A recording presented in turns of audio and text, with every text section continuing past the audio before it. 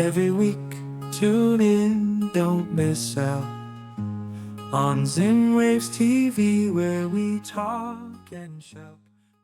Welcome to Weekly Commentary on Zimwaves TV, your go-to source for incisive analysis and thought-provoking insights into the latest happenings in Zimbabwe.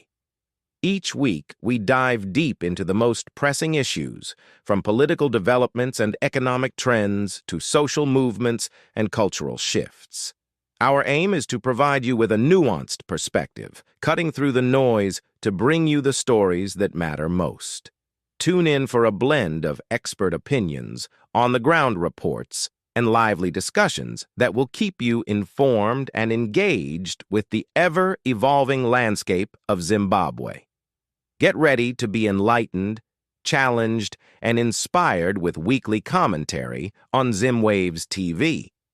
Today, we dive into the fascinating colored identity, comparing its significance in Southern Africa versus the USA. It's a tale of cultural contrasts, historical baggage, and the power of reclaiming identity in today's globalized world. The saga of Tyla and the colored conundrum. It's a classic case of cultural lost in translation, with a dash of historical seasoning and a sprinkle of social media outrage for good measure. Imagine the bewilderment on both sides, Americans scratching their heads while Southern Africans wonder why something so simple has blown up into an international incident.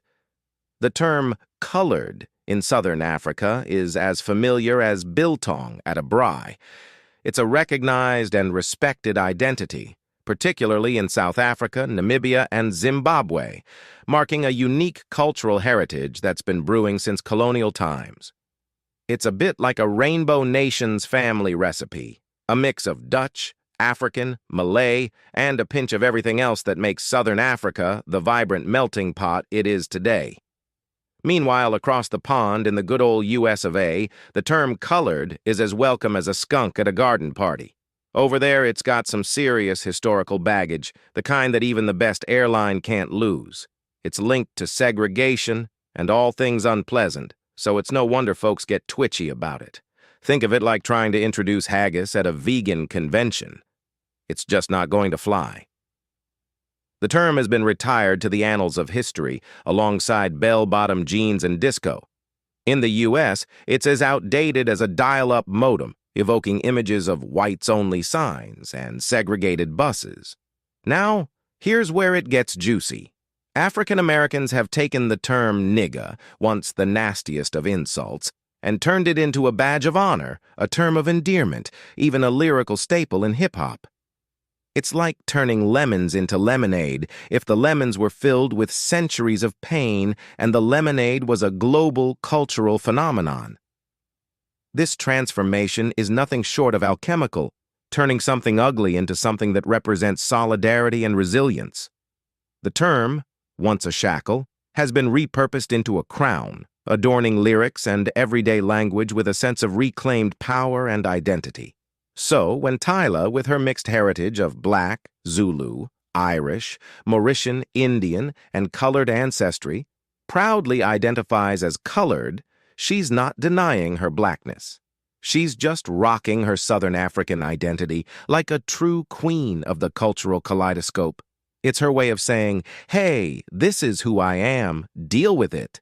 Picture it, she's not just waving one flag, but a whole banner of her rich mixed heritage. It's a tapestry, a mosaic, a beautiful mess of influences that come together to form who she is. This is her authentic self, and she's not here to conform to anyone's narrow definition of identity. But, alas, American audiences, not quite grasping the Southern African vibes, reacted as if she'd declared herself an alien from planet Zog. The backlash was swift, and social media did what it does best. It went into meltdown mode. Tyla had to jump in and clarify, diplomatically pointing out that while she's colored back home, she's black in other parts of the world. It's like being a chameleon, adaptable but still the same at the core. Think of it as a cultural exchange gone wrong, where everyone's using the same words but speaking entirely different languages. She had to pull out her metaphorical translator to explain that identity isn't a one-size-fits-all label, but a dynamic, evolving thing. So, here's the deal, folks. Just as the world has come to accept African Americans' reappropriation of nigga, a term that's now as entrenched in pop culture as selfies and avocado toast, there should be a bit of cultural give and take. Southern Africans have every right to embrace colored as a legitimate and proud identity. It's all about context, respect, and a dash of historical perspective.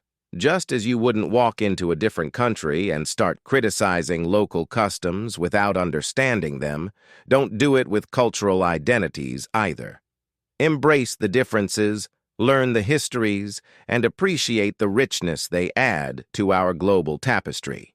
In the end, it's about celebrating the diverse ways Black people around the world define themselves. So next time you come across someone proudly calling themselves colored, don't reach for the pitchforks. Instead, maybe reach for a history book, or better yet, a ticket to Southern Africa. You might just learn something new and, who knows, even enjoy the ride. Because at the end of the day, it's these very differences that make the world a vibrant, interesting place. We're all part of the same global family, and it's high time we start acting like it. Thank you for joining us on this journey through the complexities of the colored identity. If you found this discussion enlightening, don't forget to like, share, and subscribe to Zimwaves TV for more thought-provoking content on African culture and beyond. Your support helps us continue these conversations that matter. Until next time, stay curious and keep exploring.